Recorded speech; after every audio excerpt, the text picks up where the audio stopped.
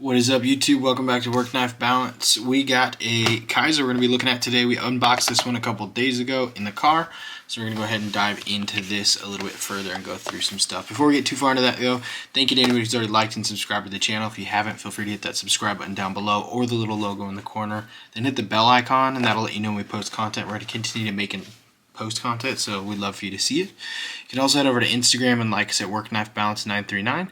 It's a great way to communicate with us. Let us know what you want to see, what you don't want to see, what you like, what you don't like, and then we'll send you back a sweet sticker if you send us a knife to review. Once we're done with your knife, we'll send it back with that sticker.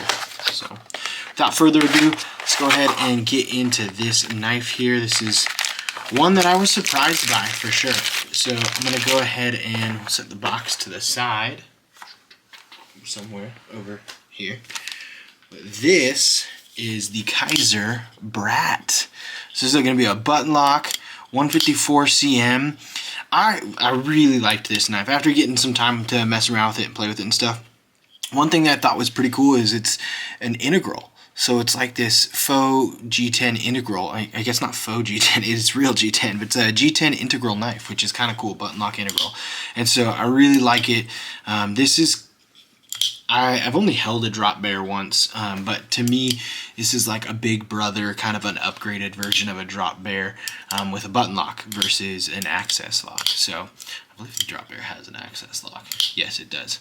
But let's go ahead and get some measurements while we got this out here real quick, and then we'll do some comparisons and go over some cool stuff about the knife. So, tip to tail, we are looking at just under 8 inches. We're going to say 7.9 on that. The blade length, we're looking at 3.5 with the cutting edge about 3.4 on there. Almost no choil. Nice sharpening choil, but definitely not a finger choil, anything you can choke up on or anything. You've got a lot of jimping on the back here. So that jimping on the back is absolutely gorgeous. Big jimps and lots of it. You can choke up for days with your thumb out here. You can even do a nice little hold pinch grip to have your finger out here. Pinching on the blade, nothing up top, but too far out off that swedge. But you do get the jimping on the blade profile all the way to where the swedge starts, which is really nice. We'll do side-by-side comparisons. Ontario Rat 1 up top, and then we'll do the Ontario Rat 2 down below. So you can see those right there. It's going to be in between that Rat 1 and that Rat 2 size. It's going to be a good EDC size. I'd say it's a full-size knife. Not like a big knife, but definitely not like compact like the Rat 1 or the Para 3. Speaking of, we'll go ahead and put the Para 2 up top and the Para 3 down below to give you a good side comparison to those. It's going to be actually a really good length comparison to that Para 2, just a slightly shorter than that Para 2, different profile to it and everything, but that gives you a good length profile that you can kind of check out there for you. It's not going to be the thinnest knife in the world. It does have a little bit of girth to it in my opinion, but it's not bad. It's a good size knife. It's got a good heftiness to it, nothing bad. The action on it is pretty good. It's nothing that I was like super impressed by, but I haven't been able to fail it. As you can see there, it's working fantastic. So there's nothing really bad about it. It's just not like snappy whippy out there like you see some other knives. So the button lock is fantastic. I haven't been able to get any sort of lock stick or fail it or anything like that either, so that's been really good. And it does have some really nice drop shut action with that button lock. One thing I thought was pretty cool, and I think most button locks do this, this is one that I really noticed it on, is you can kind of see there if you look at where my finger is, when it's in the locked position, the button is held and a little bit higher. So if you're not really like indexing quite well, you can feel right where that button is and not accidentally press it to get it to shut down like it is right there. So that's one thing that's really nice. You can kind of see where it's at, and then when you don't accidentally press it to close it on your hand, which is cool. You can feel here and then see where it's at. It has a really beautiful drop point blade, really nice swedge here. I really like that they gave it a little bit more girth to it. So it's a really good profile to the blade in itself as well. It just has kind of a plain edge to it. Stonewash finish, kind of a satin stonewash. It's considered a stonewash, but to me it's a little bit shinier than what I would consider a traditional stonewash. So yeah, it is on ball bearings, and we're on 154 cm. See if you can see it, it's right up there.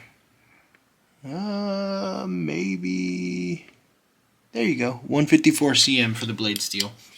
So that's been something that's been really nice. I've really liked a couple more of the 154 cm knives I've had out there.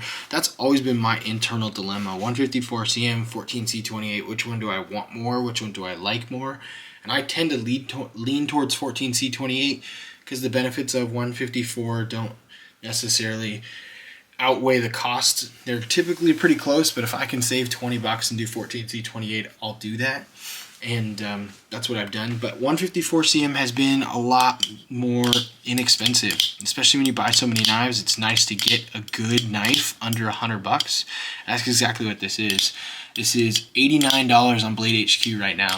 So I believe they're actually out of stock. But we'll go ahead and post the link down below. We don't have an affiliate with Blade HQ or anything like that, so that link isn't going to support our channel. But it's a good way for you to find some knives out there. And so if I find one for sale somewhere, I'll put that on there as well.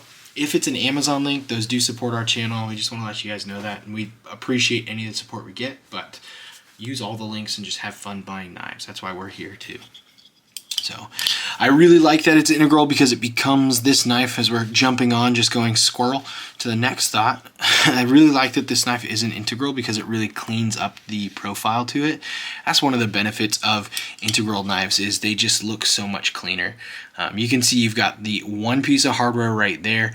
You've got the button and then the pivot, and on the back side, same thing. You've got the two for the pocket carry, and then you've got the one piece of hardware right there, and then the pivot as well.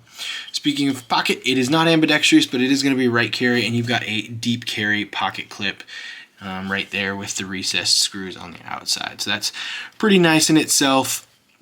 There is a slight contour to these scales, and there is a slight texturing to them. You can kind of see that texture there. It feels great. It's really nice. And then there's some good jimping on the backside of that integral G10. You feel it there. So it feels ergos really good in hand. I don't have any complaints at all, forward or reverse grip on this knife. It's been probably one of the more comfortable knives I've had recently in my hand. And it's really hard to mess with a knife like that because it's just your traditional knife. There are hundreds of knives with this exact design, not the integral, but I'm saying the like flat back kind of plain Jane look to the handle and a drop point blade. There are hundreds of them out there. They vary from liner locks to access locks to frame locks, now button locks, and 100 different makers with different steels and everything on the scales and stuff. But this design is classic, it's timeless, it works, it feels well. So there's a reason these knives sell. They're great knives. Not this specifically, but this generic kind of design to a knife. The fact that it is that G10 integral is kind of cool and makes it stand out a little bit, but there's not a ton more about it that is really kind of, I don't know, makes it stand out. I think it only comes in this black G10. That's all I've been able to find, if I'm being honest. I'm looking at the computer right now to see if I can see anything else, and everywhere I look, I just see black G10 for 89 bucks, black G10 for 89 bucks. So I think that's all it might come in, is this black G10 for the Brat. I got no complaints with it. It would be cool to get a white, so you could do some customization, or it would be cool to get like an aluminum to keep that price down. Don't necessarily need titanium. But with it being an integral, anytime you do any sort of metal, if you screw that up at all, you lose the whole thing, which is kind of probably why they went with G10, because it's a lot less expensive to, if you screw up the milling of this G10 or the molding or whatever they do with this, if you screw that up, it's way less expensive to replace this shell than it is an aluminum or titanium shell. So yeah, and it keeps the weight down with it being G10, which is nice too. So yeah, I don't have much else to say. I'm pretty impressed. I like it. This will go on my should buy knives. Probably won't get it anytime soon because there's just too many knives and not enough money. But as I know, everyone has that. Everyone in this hobby that is a collector and really likes knives has that same problem, I think. But yeah, until next time, TTFN.